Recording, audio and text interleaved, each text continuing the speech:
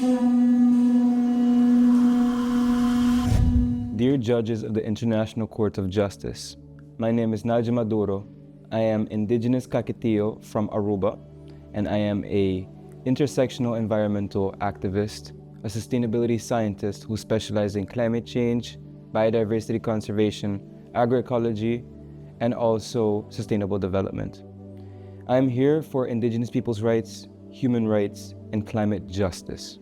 So Aruba is a small island in the south of the Caribbean, and we are currently facing drought, extreme heat, rising sea levels, hurricanes, and also extreme flooding. What we are seeing is that this interconnectedness of these issues are getting worse. In Aruba, we have syntropic agroforestry farming. So our agricultural specialists, we call them cunuqueros. That's the indigenous word for it.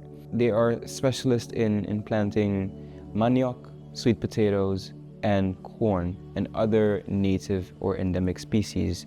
Right now, because of the drought and because of the increasing temperatures, it's becoming harder for us to practice our cultural heritage of farming these specific fruits and vegetables and taking care of our biodiversity and our nature. Now, in regards to that, we have dry season extending much longer, but we also have our rainy season becoming shorter but much more intense. Because of the desertification process, flooding is getting worse because our soil cannot maintain the rainwater. So whenever we have heavy rainfalls, half of our island is submerged underwater because of the water that comes from the sky.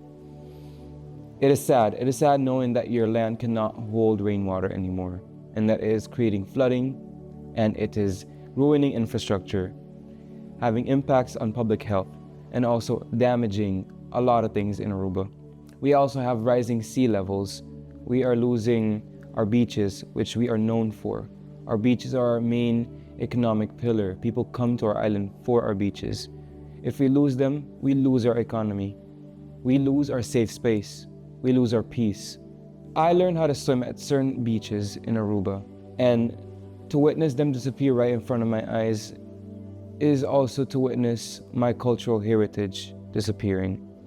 So that's how rising temperatures is also affecting our livelihood, our right to culture, our human right to live, and our human right to have prosperity and safety and security. It was quite dystopian going to COP29, UNFCCC.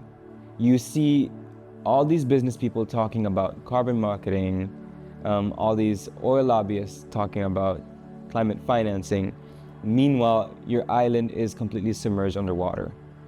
This is a complete disconnect on humanity, and it's an injustice. Dear judges, my call to action is the following.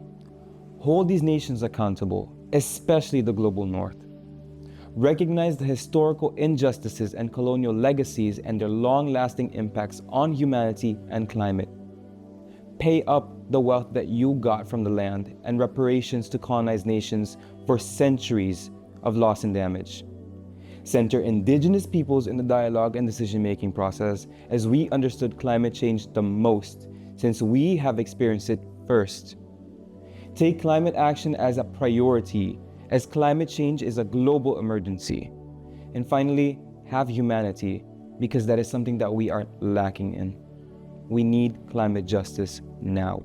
Dear judges, hear my call.